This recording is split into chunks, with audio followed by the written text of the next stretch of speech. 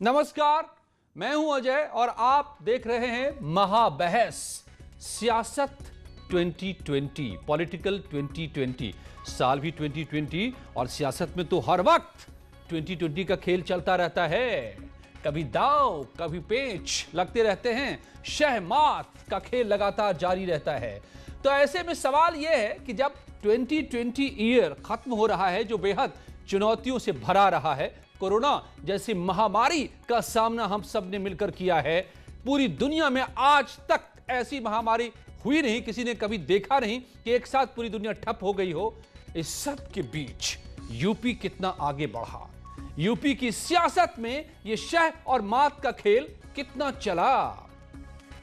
बड़े बड़े दावे, बड़े बड़े काम, एयरपोर्ट, जेवर एयरपोर्ट जैसे एयरपोर्ट के निर्माण की शुरुआत हो, लेकर यहां से पश्चिम से और पूरब की तरफ चलें तो पूर्वांचल एक्सप्रेसवे की बात हो, पूरे सूबे में सड़कों के जाल बिछाने की बात हो, कोरोना काल में कोरोना से लड़ने की बात हो, मजदूरों को रोजगार देने की बात हो।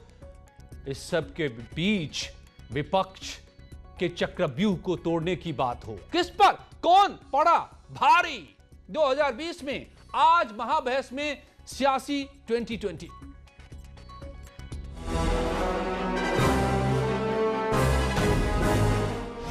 इस साल अयोध्या काशी ने किया कमाल। दीपावली के अवसर पर हर घर में मिट्टी के दीप और गोबर के दीप जलाए गए। ये अब चीन से नहीं आए, यहीं के कारीगरों ने इसको बनाया। दीपावली के दिन अयोध्या में 7 लाख से अधिक दीप जले और वाराणसी ने तो देव दीपावली में रिकॉर्ड तोड़ दिया। 30 लाख से अधिक दीप एक साथ जला करके काशी के लोगों ने देव दीपावली के अवसर पर साथ साबित कर दिया। कोरोना काल में यूपी में रिकॉर्ड रोजगार। संकट की घड़ी में घर घर रोटी पहुंचाने का काम किया, घर घर लोगों को अनाज और पैसे पहुंचाने का काम किया। जो प्रवासी मजदूर थे उनके लिए रोजगार की व्यवस्था की। उद्योगों की पहिया किस तरह से चले कि आर्थिक गतिविधियां चलती रहें और किसानों को कोई दिक्कत न पेश आए, इसके लिए जो सरकार ने काम किया वो अपने आप में अद्भुत है। जनता के मुद्दों पर विपक्ष के क्या सवाल? पर कोरोना महामारी में जो भ्रष्टाचार हुआ उसके खिलाफ आवाज उठाई, शिक्षक भर्ती में घोटाला हुआ उसके खिलाफ आवाज उठाई, बेसिक शिक्षा विभाग में लूट हुई उसके खिलाफ आवाज उठाई, बिगड़ी कानून व्यवस्था के खिलाफ आवाज उठाई। तो पूरे साल हम लोग सरकार को आईना दिखाते रहे, उसको सच बताते रहे। कैसा रहा सियासत का बीता साल? सरकारों से सरकार ने न तो किसानों के दिशा में कोई काम किया, न तो नौजवानों को रोजगार के दिशा में कोई ठोस पहल की, और जो लगातार उत्तर प्रदेश में जंगल राज है, कानून की स्थिति खराब है और एक साजिश के तहत दलितों, पिछड़ों और अल्पसंख्यकों पर जो हमले हो रहे हैं उसे रोक पाने में सरकार नाकाम रही है। महाबहस में आज देखिए सियासी 2020। बड़ा ही दिलचस्प है, पूरे साल का लेखा जोखा आज अगले 1 घंटे में हम समझने की कोशिश करेंगे कि आखिर किस पर कौन पड़ा इस बार भारी सियासी सहमात के इस खेल में। सियासी 2020 का ये 2020 ईयर कैसा रहा? चारू प्रज्ञा बीजेपी की नेता, मेरे साथ जुड़ी हुई है प्रियंका गुप्ता कांग्रेस की प्रवक्ता, दीपक मिश्रा साहब पीएसपी के हैं प्रवक्ता, वैभव माहेश्वरी आम आदमी पार्टी के प्रवक्ता हैं, राजकुमार भाटी समाजवादी पार्टी के नेता, डॉक्टर एमएच खान राजनीतिक विश्लेषक हैं और बीएसपी के समर्थक कहें क्या, आप सब जानते हैं उन्हें बखूबी। बहुत बहुत स्वागत है आप सभी का।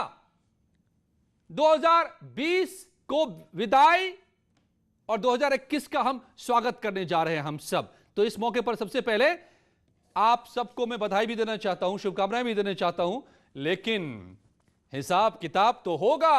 क्या हुआ 2020 में? राजकुमार भाटी साहब, angry young man, Amitabh Bachchan की याद आ जाती है मुझे कई बार आप जब बोलते हैं तो, आपका गुस्सा देख करके।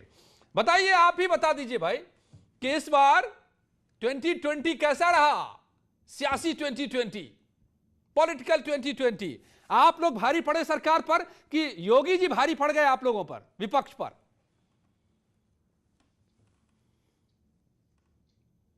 आप उत्तर प्रदेश के संदर्भ में चर्चा कर रहे हैं नहीं? बिल्कुल बिल्कुल जी। हेलो हेलो हेलो जी। अजय भाई, पहले तो सबसे पहले आपको नववर्ष की बहुत बहुत शुभकामनाएं, और सभी आपके दर्शकों को और मेरे मित्रों को जो आपके चैनल पर जुड़े हुए हैं, सभी पार्टियों के मित्रों को। और आपने कहा कि मैं बहुत गुस्से में कभी नहीं होता। मेरी आवाज थोड़ा वो एक उनका शेर है नहीं, मुनव्वर राणा का, कि मियाँ मैं शेर हूं, शेरों की गुर्राहट नहीं जाती, मैं लहजा नरम भी रख लूं तो झुंझलाहट नहीं जाती। वो जब व्यवस्था की कमियां देखते हैं या कई बार उलझुल बातें सुनने को मिलती हैं जब डिबेट में, तो थोड़ा तेज में आवाज निकल जाती है। बाकी गुस्सा कुछ नहीं है, ये तो सब लोकतंत्र है, सब अपनी बात कहते हैं। बेशक। उत्तर प्रदेश के संदर्भ में अगर मैं कहूं तो ये साल बहुत खराब रहा, बहुत ही निराशाजनक रहा। सरकार के पास एक भी उपलब्धि ये बताने के लिए नहीं है कि इस 2020 में हमने ये बेहतर काम करके उत्तर प्रदेश में दिखाया। उत्तर प्रदेश की कानून व्यवस्था बद से बदतर होती गई। और अगर जो आपने कहा राजनीतिक संदर्भ में अगर उस दृष्टिकोण से देखें तो इस साल की शुरुआत सीए विरोधी आंदोलनों से हुई।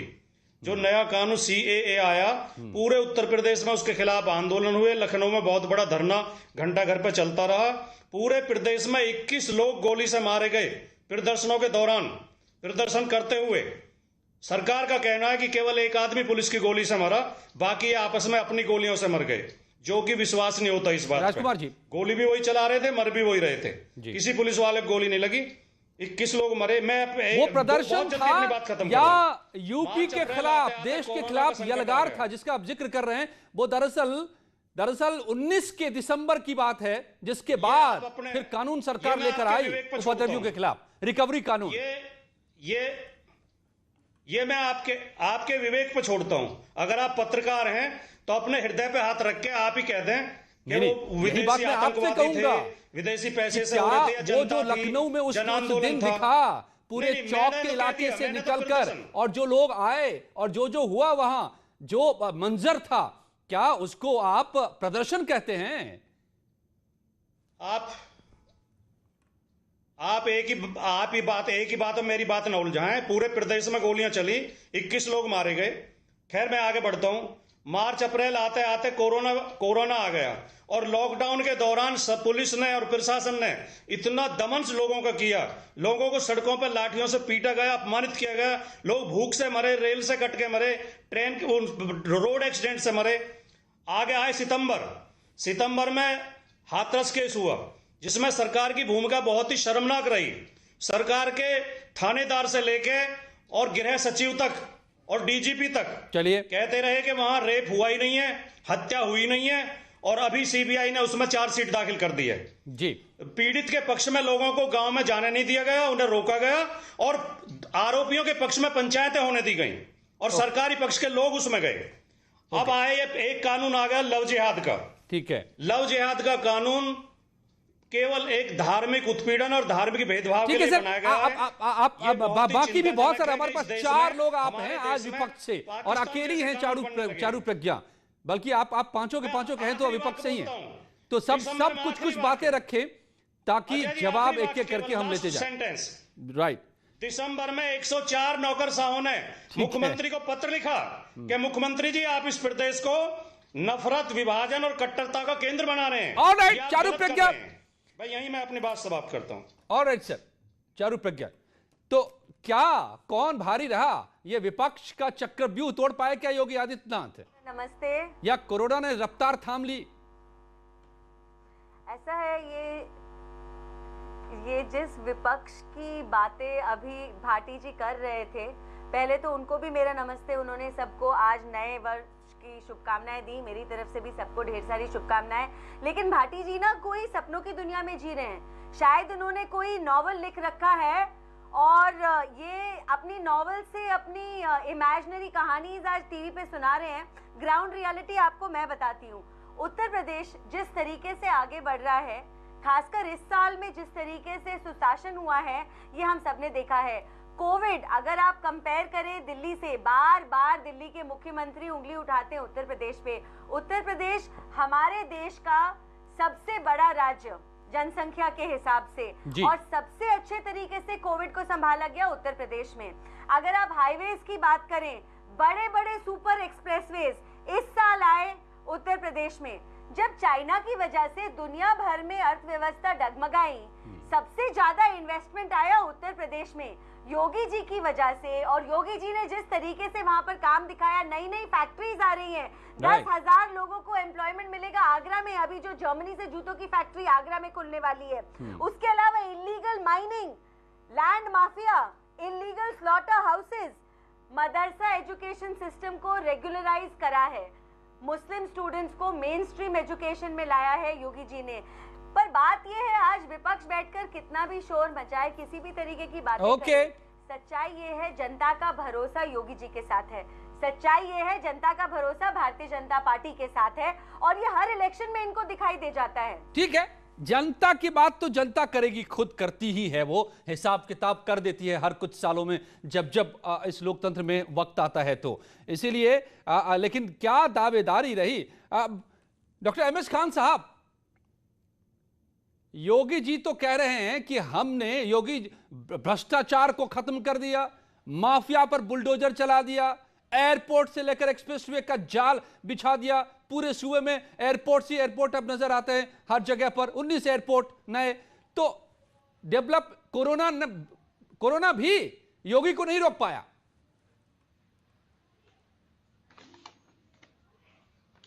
जी अजय जी, मैं ये कह रहा हूं, सबसे पहले तो मैं पूरे देशवासियों को, उत्तर प्रदेश वासियों को समेत इस नए साल में जो कि अंग्रेजी का साल है उनको मुबारकबाद देना चाहता हूं। कामकाज का साल है ये, न हिंदुओं का नया साल है, न मुसलमानों का नया साल है, और न क्रिश्चियन का है, न किसी का क्रिश्चियन का है, लेकिन न सरदारों का है, न किसी का है। ये नया साल कामकाज का साल है, इसका मुबारकबाद देता हूं। दूसरी बात, 2020 की जो काम की बात कर रहे हैं आप, तो कोरोना काल आया 2020 में, बहुत बड़ा भयंकर काल आया जिससे सारी फैक्ट्रियां बंद हो गई, सारे लोगों का कामकाज बंद हो गए, सारे लोग नौकरी से निकाल दिए गए। पैदल चल के लोगों ने 2-2 हजार किलोमीटर पैदल चल के अपने गांव पहुंचे, वहां भी लोगों ने गांव के बाहर उसको रोक दिया। कोरोना में कोई बड़ा काम नहीं हो पाया, स्पष्ट रूप से समझ लीजिए, कोरोना में कोई बड़ा काम नहीं हो पाया। बड़े मुश्किल से बाद में कुछ टेस्ट शुरू हुए। टेस्ट तो हो ही नहीं रहे थे, पैदल जो चल रहे थे उनकी मौतें हो रही थी, आप भी दिखा रहे थे, आप भी समझ रहे थे। और दूसरी बात है कि 2020 में सबसे बड़ा आंदोलन जो शुरू हुआ किसानों का हो गया। उत्तर प्रदेश के पश्चिमी एरिया के किसान आज आंदोलित हैं, उन पे कम से कम 30-40 लोग मर चुके। ये उत्तर प्रदेश में हो रहा है। कोरोना का जिक्र किया, मजदूरों की नौकरी चली गई। यूपी सरकार नंबर 1 है और कोरोना के दौरान नौकरी देने वालों में, यह आंकड़ा है।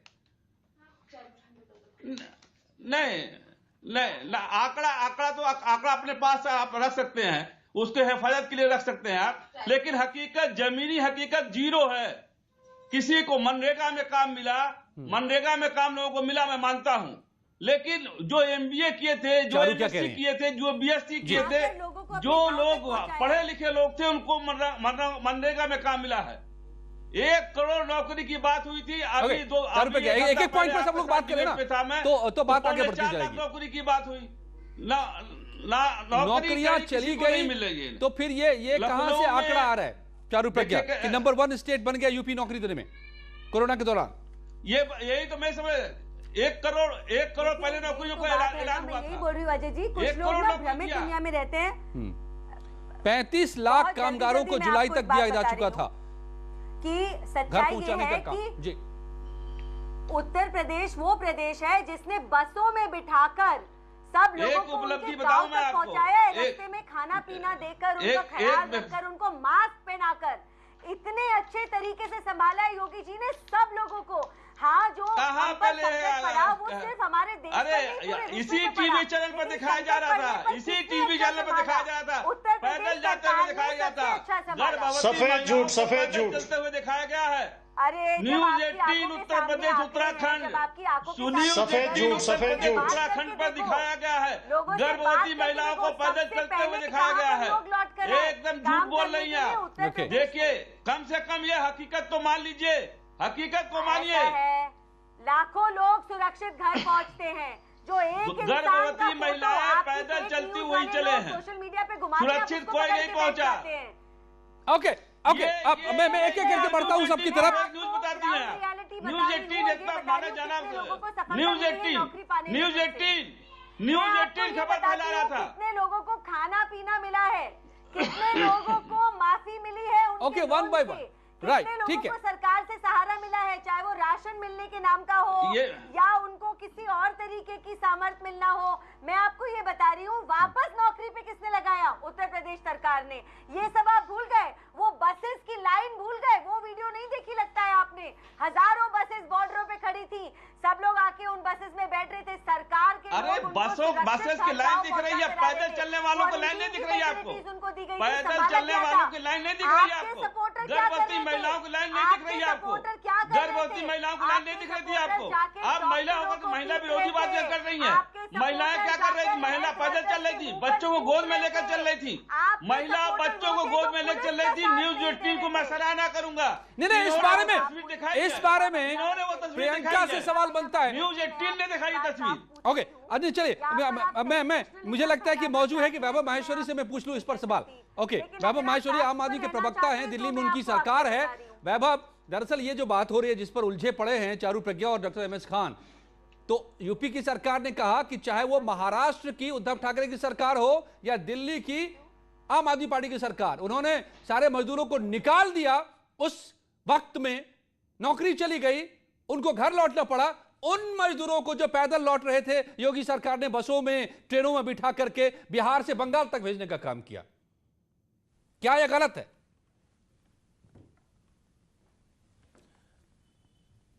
अजय जी, सबसे पहले तो आपको आगामी वर्ष की शुभकामनाएं।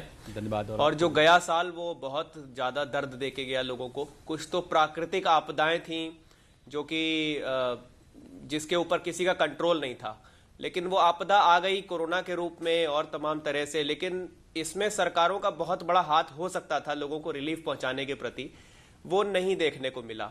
सरकारों को संवेदनशील होना चाहिए था, वो नहीं देखने को मिला। हमने इतिहास में पढ़ा था कि बंटवारे का जो समय था वो बहुत खतरनाक था। लोग इस पार से उस पार जा रहे थे। भारत पाकिस्तान का जो मंजर था, दंगे हुए थे और लोग बुरी तरह से भटक रहे थे, उनको पता नहीं था कहां जाना है। हमने उस तरह का मंजर कोरोना काल में प्रवासियों के तौर पर यहां देखा। हमने उन मजदूरों को भटकते हुए देखा जिनके पैर फट गए थे, खून निकल रहे थे। किसने राहत दी? प्रेग्नेंट लेडीज को देखा, उनके पैरों में चप्पल नहीं थी। मुझे बात कंप्लीट कर लेने दीजिए। और राहत के नाम पर हमने ये भी देखा कि उन लोगों को भीड़ में इकट्ठा करके कीड़ों की तरह उनके ऊपर सैनिटाइजर की बौछार की गई। कई जगहों पर पुलिस ने उन पर लाठियां मारी, उनको बोरों के जानवरों की तरह कमरों में भर दिया गया, ठूंस दिया गया। अब आते हैं राहत पर। सरकारों का काम होता है कि आप मत भूलिए कि मुंबई के रेलवे स्टेशन की भीड़ को भी याद कीजिए और याद कीजिए दिल्ली के आनंद विहार बस अड्डे की वो तस्वीर। मुझे लेट मी कंप्लीट। यूपी की बात कर रहे हैं, लेट मी कंप्लीट। अभी आते हैं राहत पर। अब देखिए कि कोरोना ने सबसे ज्यादा नुकसान किया हर आदमी की रोजी रोटी पर। काम धंधे बंद हो गए, व्यापार। लेट मी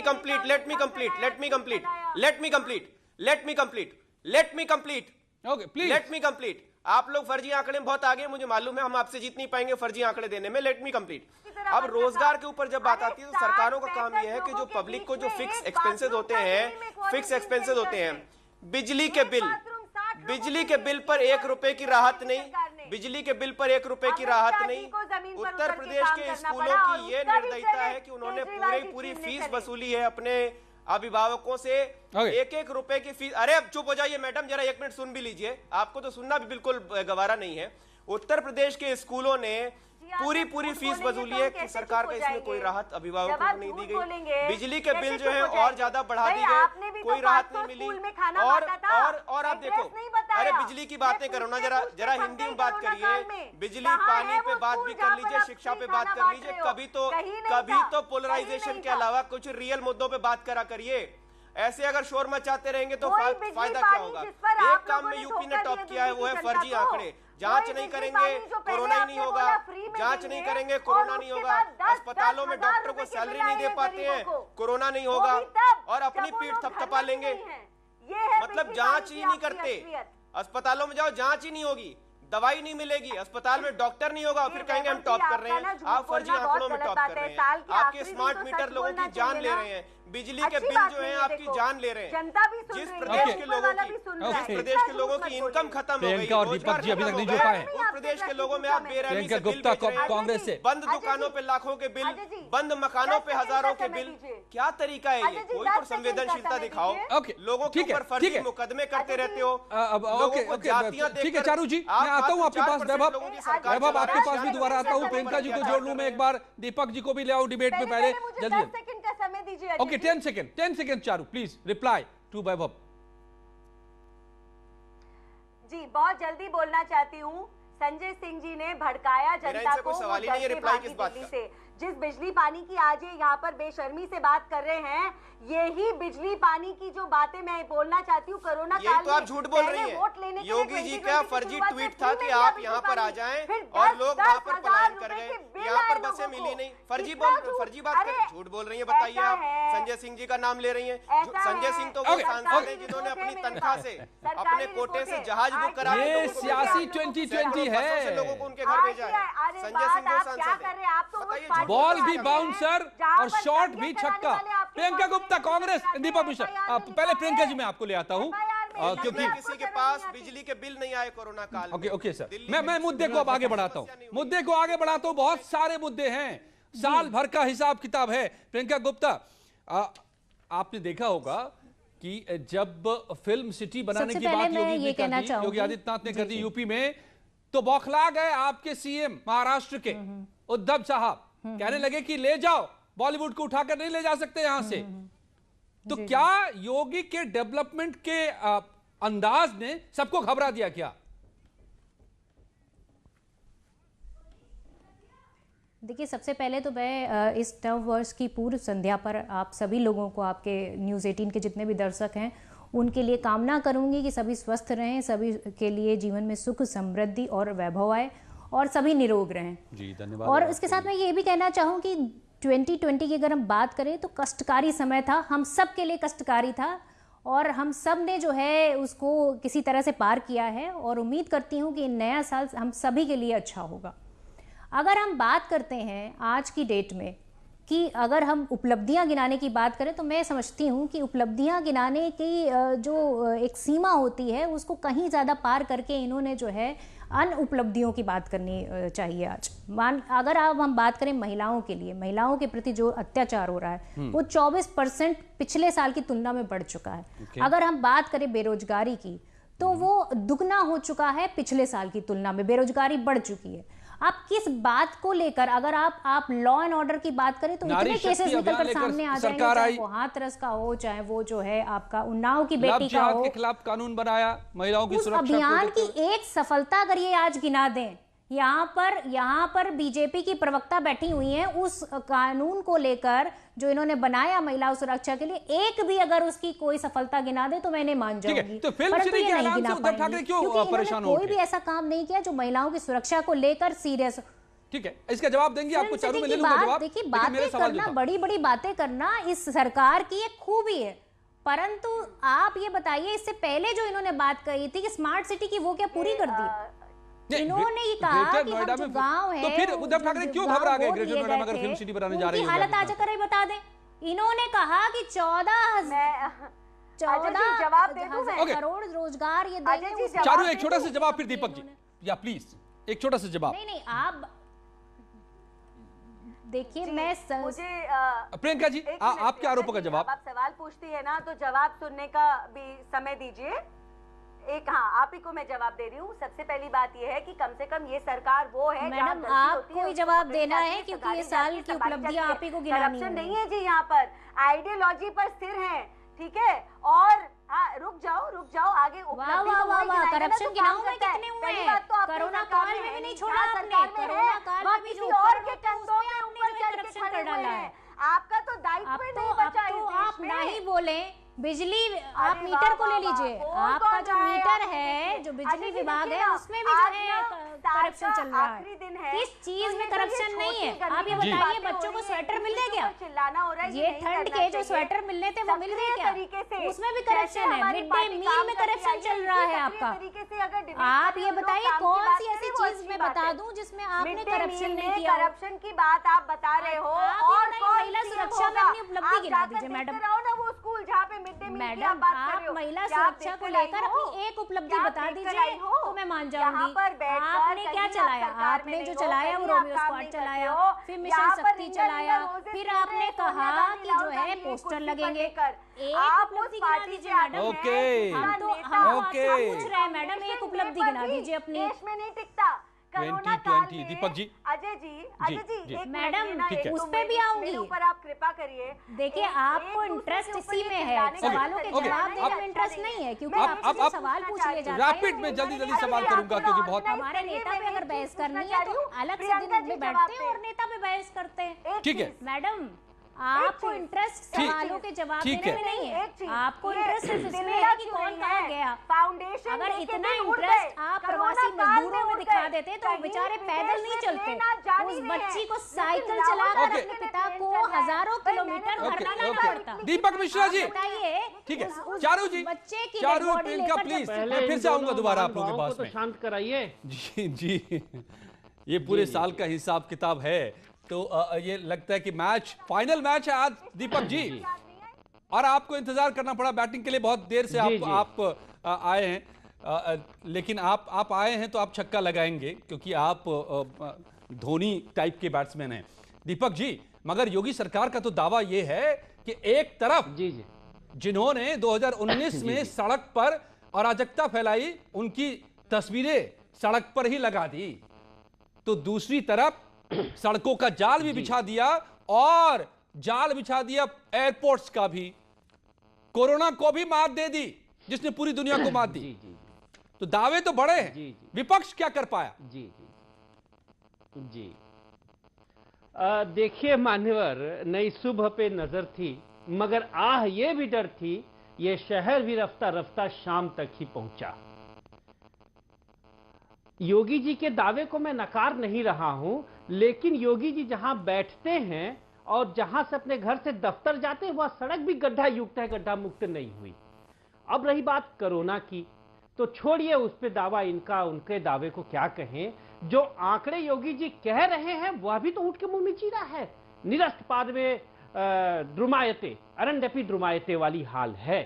आप मुझे ये बताइए, गृह मुख्य जो सचिव हैं यहाँ के, उनका ही आंकड़ा है कि 12% मात्र बजट खर्च हुआ। वह पैसा जो हमने, यानी प्रदेश के नागरिकों ने, विधानसभा ने, उत्तर प्रदेश की सरकार ने योगी जी के मंत्रिमंडल को दिया था कि भाई खर्च करो, इवन चिकित्सा में भी पैसे नहीं खर्च हुए। और ये दावा कर रहे हैं कि हम कसकोल लेकर जो विदेश के अहातों में गए थे वहां से भारी निवेश आया।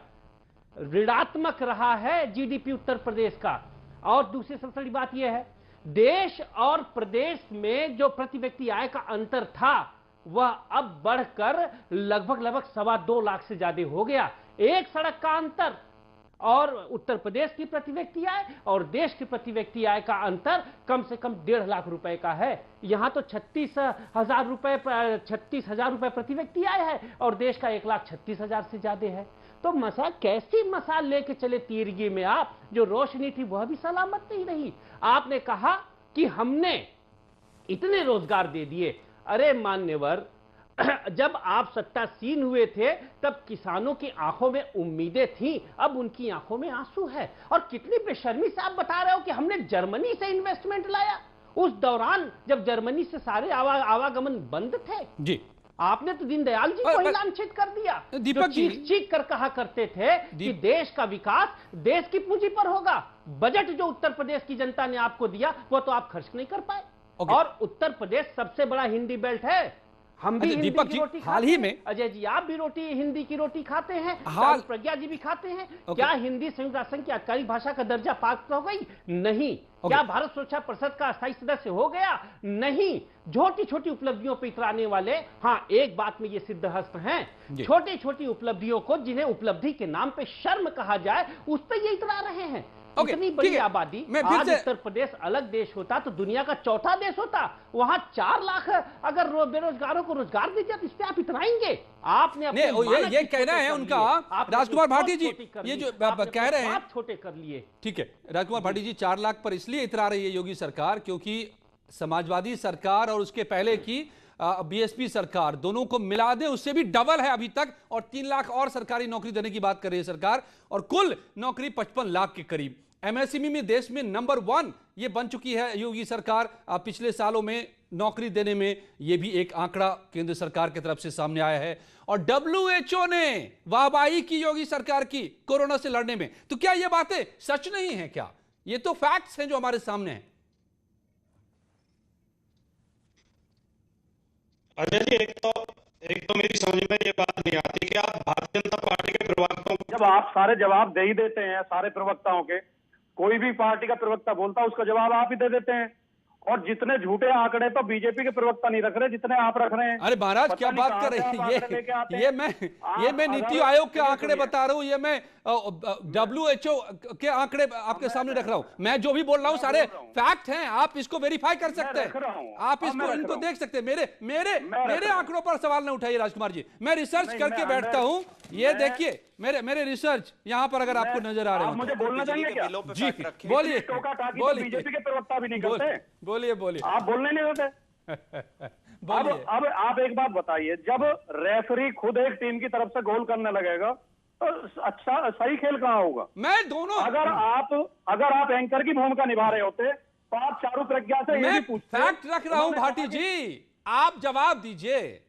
मैं जवाब ही दे रहा हूं, और फैक्ट में जवाब दीजिए, तथ्यों में जवाब दीजिए। प्रज्ञा ये कह, आप अगर मुझे बोलना देंगे तो मैं बोल पाऊंगा। आप अपने आंकड़ों को फैक्ट कह रहे हैं, आप दूसरा आदमी जब बोल रहा है तो उसमें बीजेपी के प्रवक्ता को सामने भिड़ा देते हैं, वो इतना शोर मचा रही है। ये चारू प्रज्ञा हर प्रवक्ता के बीच में बोल रही है। 5 लोग हैं ना, भाटी जी को लगता है आप इन्हें टोकते नहीं है, आप अपने डिबेट को खुद मुद्दा मैं नहीं हूँ, मुद्दा वो तथ्य है, वो सच है। 1 साल का लेखा जोखा है, इसका जवाब दीजिए भाटी जी। जो मैंने कहा कि WHO ने सराहना की यूपी में कोरोना से लड़ने में, क्या ये गलत है? क्या एमएसएमई सेक्टर में सबसे ज्यादा नौकरी दी अभी पिछले दिनों में यूपी सरकार ने, क्या ये गलत है? आप इसको काट दीजिए। विपक्ष के लिए जवाबदेही पूछने में सरकार का सारा समय निकल गया। ओके, कोरोना में भी घोटाला कर लिया, सवाल पर सवाल न उठाइए ना। इन्हीं सब चीजों में सरकार का पूरा टाइम पास हो गया। जब चारू प्रज्ञा ये कह रही थी कि प्रदेश में हाईवे का जाल बिछ गया, नया इन्वेस्टमेंट आ गया, एयरपोर्ट बन गए, तो आप इनसे ये पूछते कि उस हाईवे का नाम बताइए जो योगी आदित्यनाथ ने बना के चालू कर दिया हो। उत्तर प्रदेश में अगर लोग हाईवे का, चारू जी आप बीच में ना बोले, आप बीच में ना बोले। मैं बताऊंगा तो आप बोलेंगे कि मैं बता रहा हूँ। क्या गंगा एक्सप्रेस में हो गई है? उसमें भी इंटरेस्ट नहीं था। हम डिबेट में नहीं मैं बता रही हूँ आपको, सड़कों की मैं सिटी वो बता रही हूँ, बिल्कुल हम नहीं बैठेंगे डिबेट में, हम उठ जाते हैं। वही आप फिर एंग्री यंगमैन की रखे रंग में आ गए आप। जवाब सवाल के जवाब दीजिए, सवाल पूछिए। ये भागने का क्या अदा है? मैं पढ़ के सुनाती हूँ, मैं फील्ड में रहिए, डटे रहिए राजकुमार भाटी जी। मैडम कुछ और भी आप बताना करिए, सुन सकते हैं। अरे आपके पास इतने काम है करने के लिए मैडम, आपकी पार्टी के पास इतने काम है करने के लिए, आपको याद भी कैसे रहता है विपक्ष क्या कर रहा है? आपको विपक्ष में इतना इंटरेस्ट क्यों है? मैं आपको आप ये बताइए, हमारे प्रदेश अध्यक्ष को आप कितनी बार जेल भेज चुकी है? भाटी जी, ओके, आपने भाटी जी के सवाल है कुछ, चारू प्रज्ञा उसके जवाब दे दीजिए पहले आप। प्रियंका जी मैं आता हूँ आपके पास, भाटी जी ने पूछा कौन से हाईवे स्कूल की फीस माफ कराई क्या?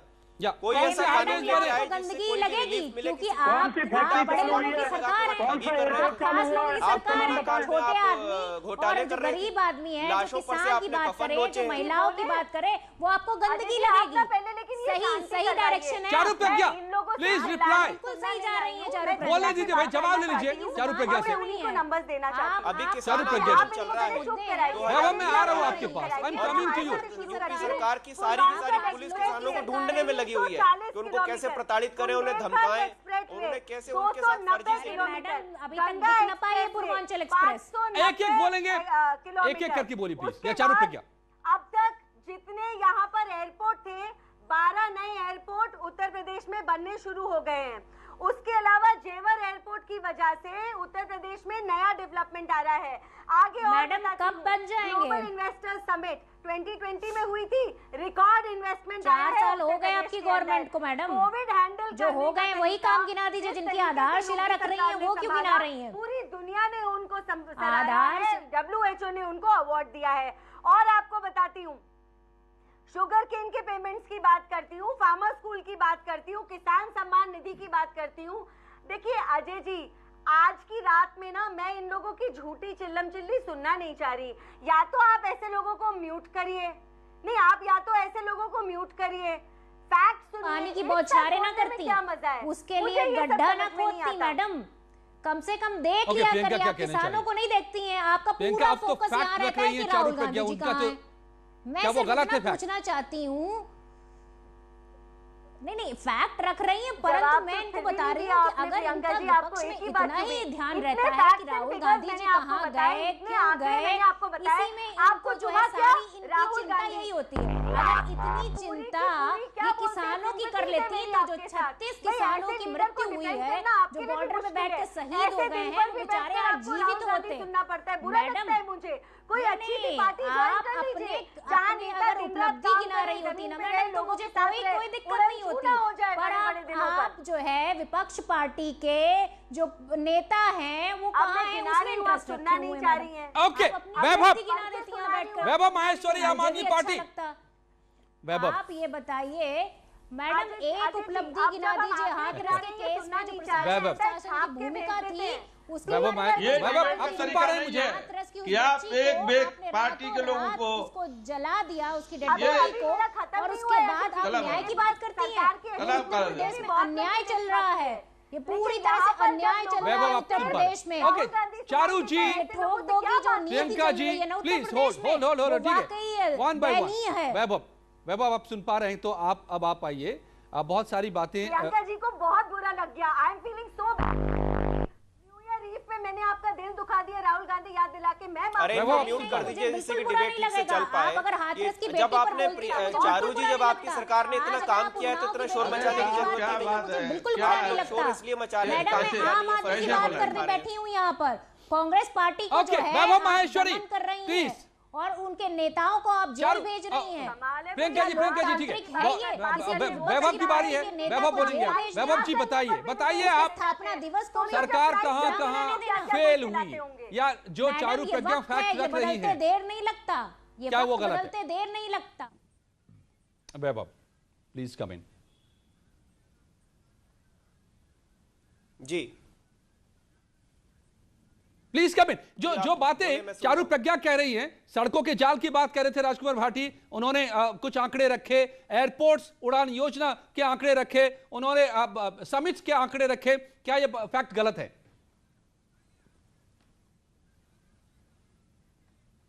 देखिए मैं तो ये कहता हूं, उत्तर प्रदेश को इसका मतलब आप लोग जानते ही नहीं है। आप उत्तर प्रदेश के लोगों का मजाक उड़ा रहे हैं।